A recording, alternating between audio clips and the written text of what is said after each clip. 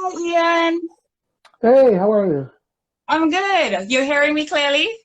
I can hear you. Yeah, I can hear you. Okay, great. How are you doing today? I'm good. I'm really good. How are you?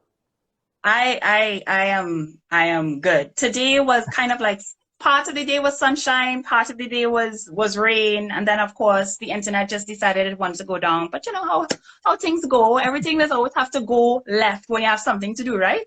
I understand. Yeah, exactly. That's exactly how things roll. So we could just jump right into it. And I just want to ask, how has filmmaking been during this crazy time called the pandemic? It's been really, really hard.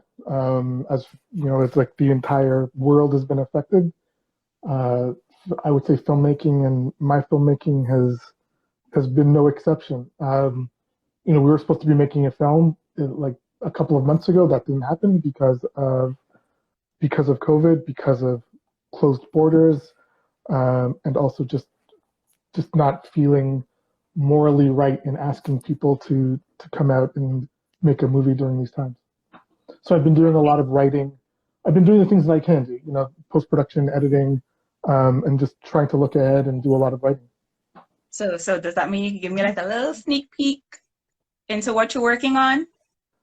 A couple of things. Well, I mean, we're working on a documentary about Ian Allen and Crime Watch. We've been working on that for a while, and that should be done soon. Actually, I think it's good. It's really, really good. So we're working on that in post production on that, and I've been working on a feature film, an adaptation of Doubles with Sly Pepper for some time now, which is the film we should have been shot already, but because of COVID, we're gonna have to rejuggle things around, and hopefully we'll be shooting that soon. Okay. So for the audience who doesn't know, you have a degree in physics. So how did somebody who have a degree in physics end up being a filmmaker? Well, yeah, I did my undergraduate degree in film and sorry, in physics and astronomy. Oops. And then I went to graduate school in Chicago for physics, and I don't know. I still have a lot of respect for it and passion for it, but I looked around at my classmates and my professors, and I didn't have the passion that they had, and I felt like I was wasting my time and everybody else's time there. And a lot of resources were going into me being a physicist, both time and other people's money and things like that. And I didn't feel like it was the right thing to do. I found myself far more interested in the stories of the physicists, the stories of my classmates, and the story of science as a whole. And I wanted to tell some of those stories. And that's when I became interested in, who decides what stories get to be told and by who.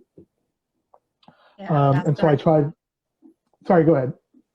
No, no, I was just going to say it's a very interesting way to segue into filmmaking. I mean, physics, filmmaking, it's like two totally different things. But I understand because even in my own journey, you move from, yeah, I'm doing business, but I really don't want to do that. I want to be creative. So I totally understand where you're coming from with that.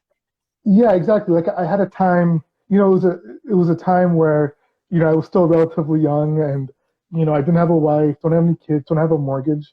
And it's like, let me take a chance on myself. Let me try to do something that I really want to do.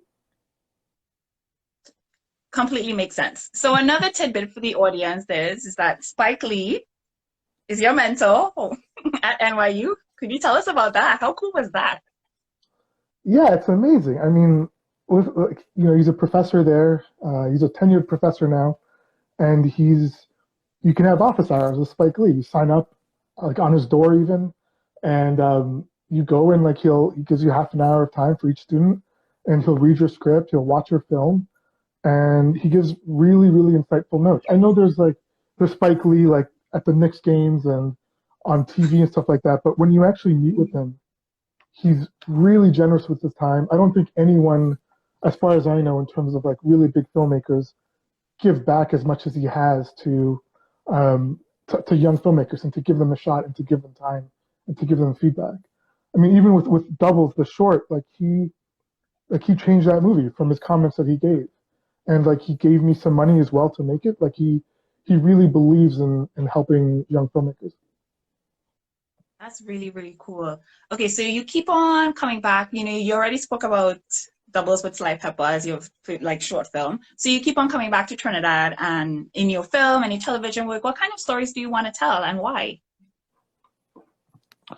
I think the stories that I really like that I tell, mean something to me. They have to have some sort of personal meaning to me, whether it's through family or friends. And if I'm not connecting with something, then I'm just not going to devote my time and resources to it. And it's interesting because all of my films some way have been connected to the diaspora in some way. Even Doubles the short, which has been fairly successful. It originally was meant to be a diaspora film where it actually was set between Toronto and Trinidad, but because of money, we couldn't do both, and so we had to make a Yeah. decision on where do we shoot, and we decided on Trinidad. My previous short, Carony, was set between New York and Trinidad, and I'm of the diaspora. I feel like the culture is just something just people don't know about, and it's so vibrant and rich, and I want to tell the story of the people that I know. Yeah, I agree with you definitely with telling stories and Caribbean stories because I mean, right now there's such a push for representation and just showing different kinds of stories. And I think the Caribbean is such an untapped, resource for a lot of different kinds of stories. So it's really awesome that, you're in that position where you could tell that story and then Caribbean people get the opportunity to see themselves on the screen. So in that, going down that route, what 5 films would you say every filmmaker should watch? I was thinking about this for a long time, and I guess for the moment, I would say it's actually a good time right now. Small Acts by Steve McQueen, that entire series could have been the five right there. Right. I think that's really landmark filmmaking for Caribbean film, but just in filmmaking in general. Um, so I'm going to count that as one, but it really is five. Yeah. The Thin Red Line or Days of Heaven by Terrence Malick. He's a filmmaker whose work I really admire. Um, Do the Right Thing by Spike Lee. I mean, every couple of years I watch it, and every single time it just keeps getting better and better and better. It really Yeah. is, I think, a perfect film. It really, really is. Yeah. It's a Uh, staple in media studies for sure. and it should be. It should be like it, how he made that, and like every single choice he makes is such a strong choice. Even of like Yeah. where to put the camera or what you're Yeah. hearing, it's just like very strong choices all the time. And to see somebody do that from in every single shot, every single scene, it's actually very inspiring to see somebody working on that level. Yeah. Um, that's three. I would say BIM by Hugh Robertson, Hmm. Trinidad film, really amazing movie. I wish more people have seen it. It's very difficult to see. I'm working to try to make that more available. That film.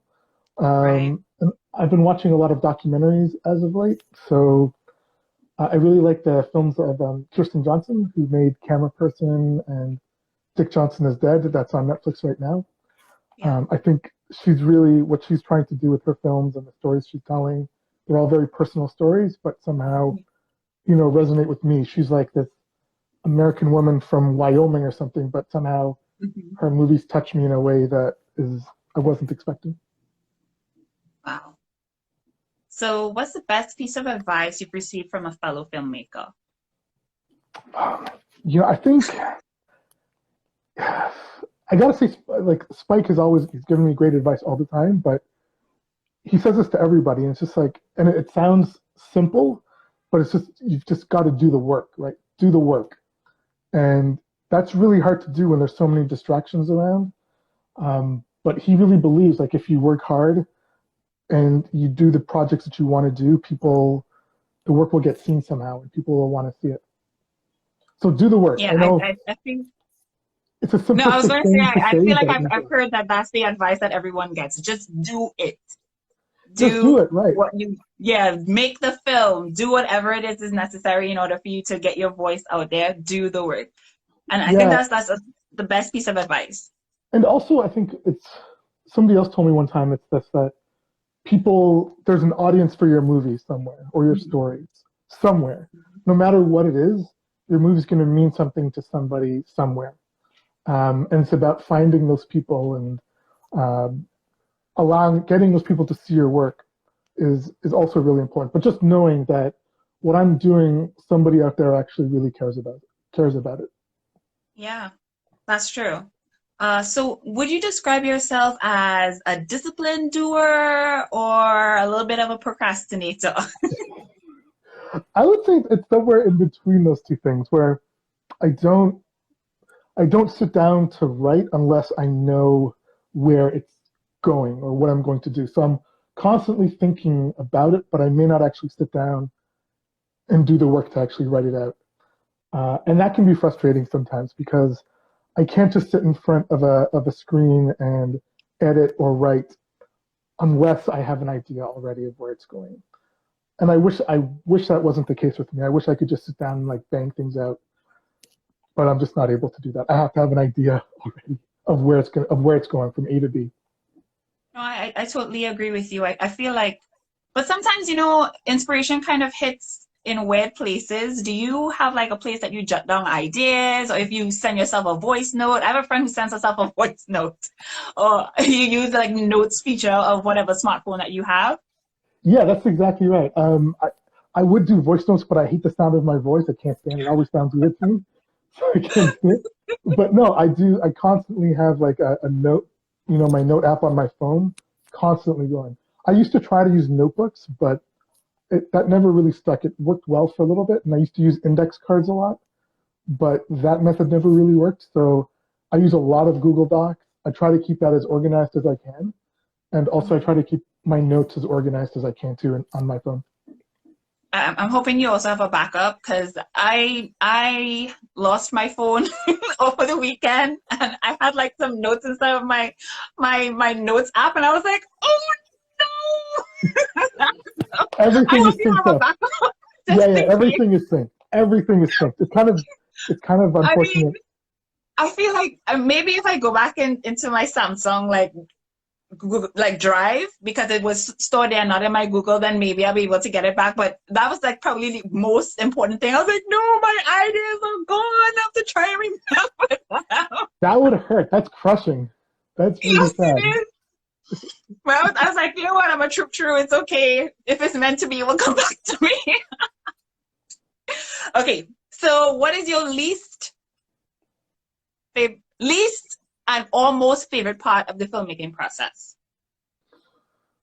I mean, I think the least has got to be raising money. It's like for sure. I think everybody would say that. It's so frustrating trying to get the money to do the things that you want to do. And unfortunately, movies cost money. Like they cost a lot of money. There's a lot of labor involved. A lot of people should, rightfully get paid for their work. Um, Exactly.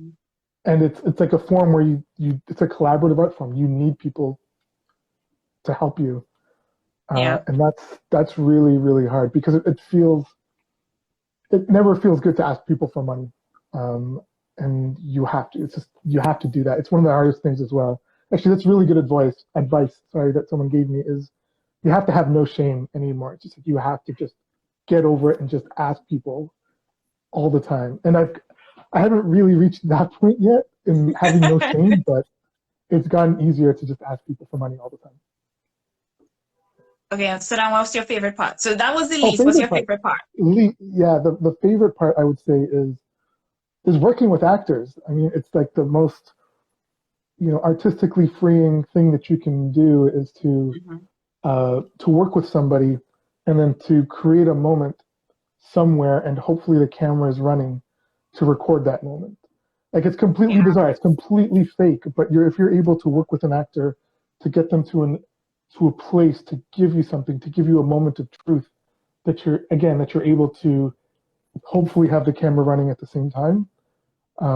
That's purely magical, and that's happened. I've been grateful that I feel that that's happened to me a few times already, and it's great. Like those are the moments where I actually feel like an artist, like I've done something.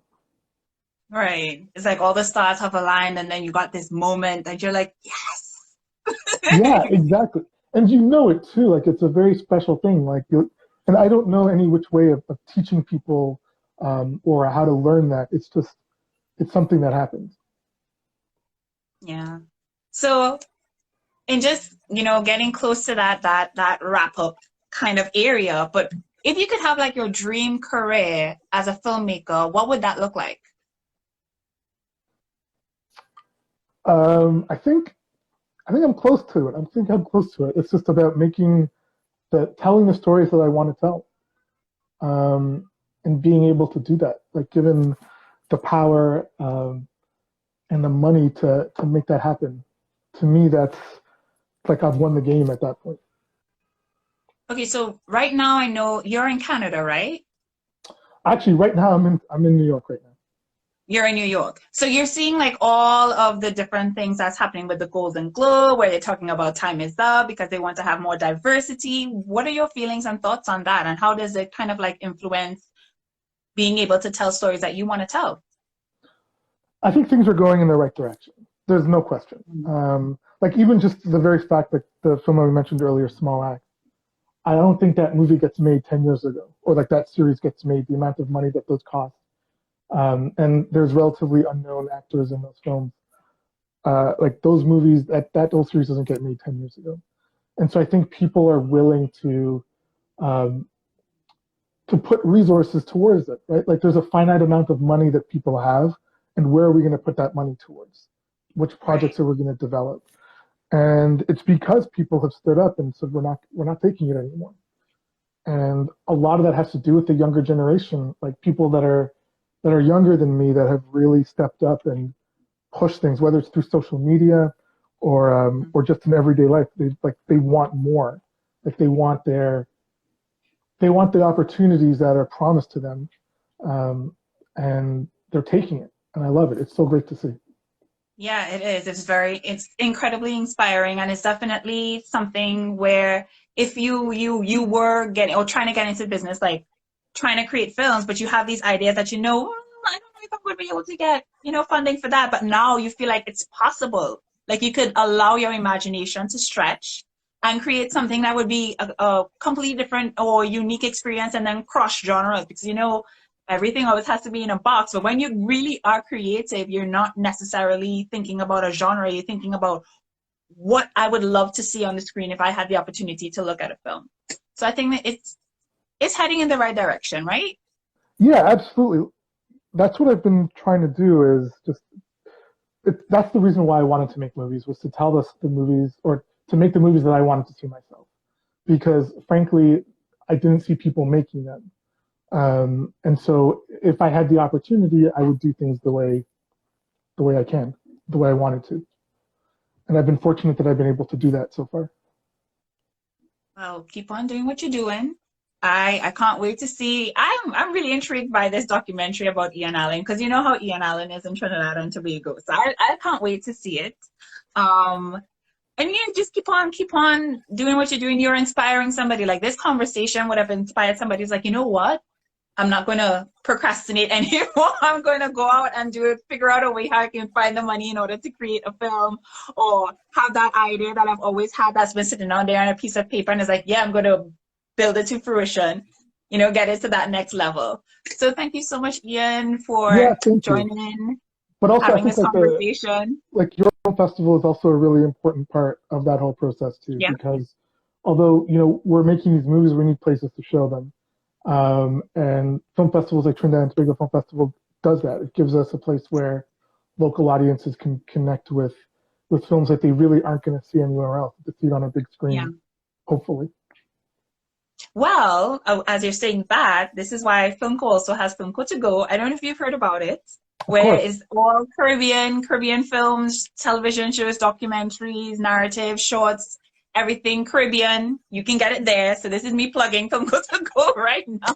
I think my film is It's up there. actually I live. believe my film is up there.